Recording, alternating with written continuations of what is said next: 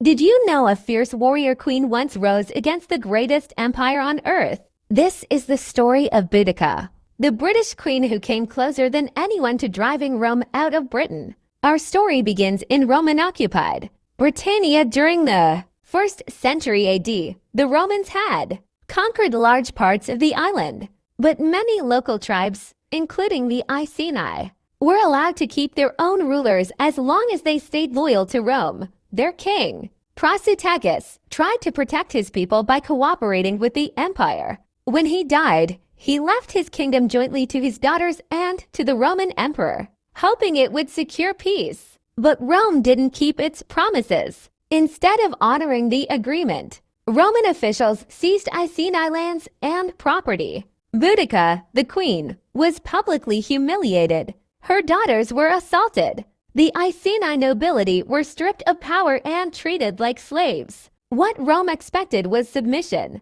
What they created was an unstoppable fire. Boudica refused to accept the injustice. She stood before her people and called for unity, vengeance, and freedom. Word spread quickly. Thousands from neighboring tribes joined her cause. This wasn't just a rebellion, it was a movement fueled by pain, anger, and a desire to reclaim dignity. With a massive army behind her, Boudica marched on the key Roman towns. Her first target was Camulodunum Modern, Colchester, the Roman capital in Britain. The city had no defenses strong enough to stop her forces. The rebels overwhelmed it, destroyed it completely, and wiped out the Roman presence there. Next, she turned toward Londinium, modern London. The Roman governor, Suetonius Paulinus, realized he didn't have enough troops to defend the city. He abandoned it, leaving the citizens to flee or face what was coming. Boudica's army stormed the city and burned it to the ground.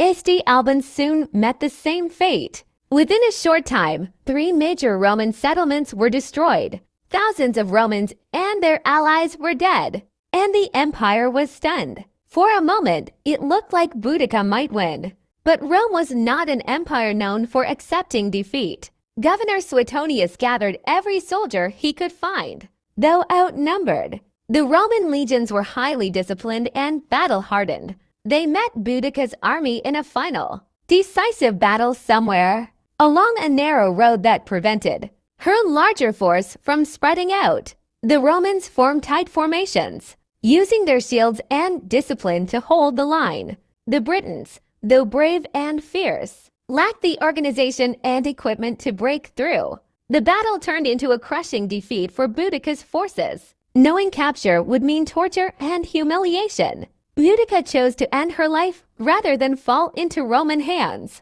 Her revolt was over, but her memory was not. Even though Rome restored its control, the rebellion forced the empire to rethink how it ruled Britain. Boudica's uprising became a symbol of resistance for centuries after.